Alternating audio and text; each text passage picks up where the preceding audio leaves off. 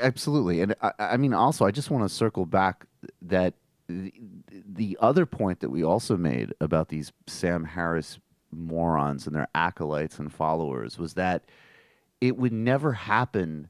These policies that they advocated in these fantasy conditions, they also were the ones who said the only people who speak honestly about Islam are neo-fascists. He said that years ago with regard to the European far right. So while at the same time saying, oh, of course, we would never support anything like this and adding all sorts of ludicrous caveats, they never even owned the consequences once. He said it about Donald Trump. And he said it about, and he also said that he would prefer somebody on Twitter. I don't remember him saying somebody on Twitter. In fact, I just retweeted it earlier, and I liked it. What did he say? He did one of those genius things where you highlight and annotate a Sam Harris thing, and so he has all the examples. I mean, God bless him, but at one point he I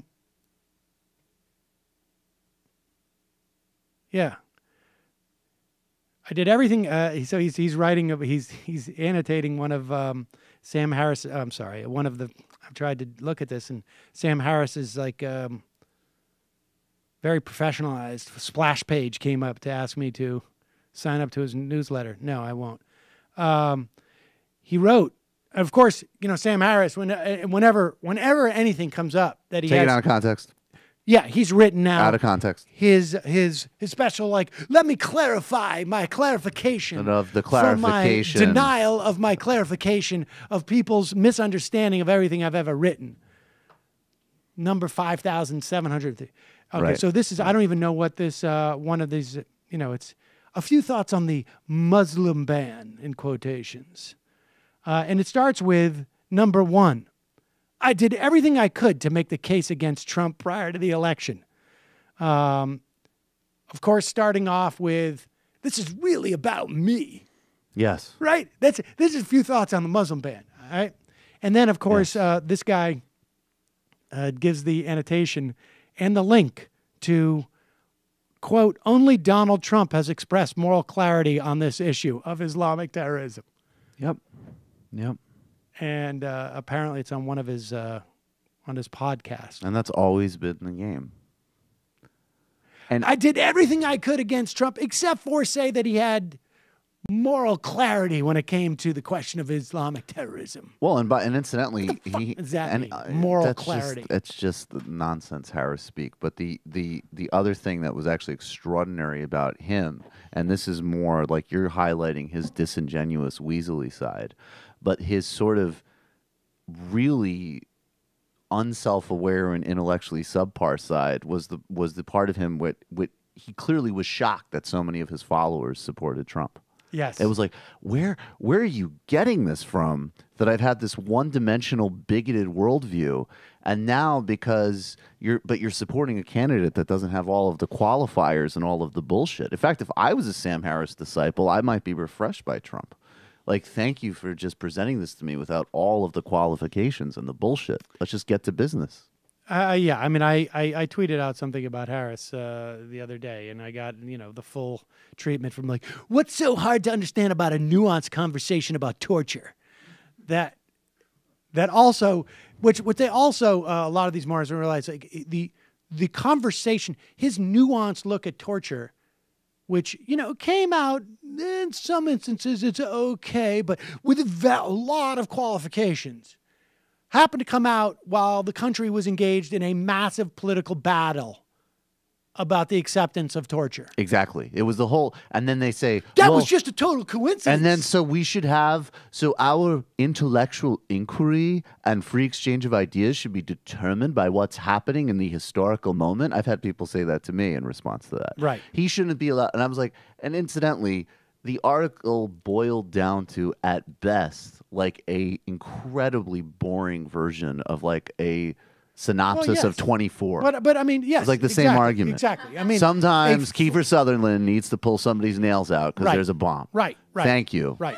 For the thought experiments. That in and of itself was ridiculous. But the idea that you don't have to take responsibility for for suddenly coming to this incredible thought experiment in the midst of a massive political debate about real world implications of this.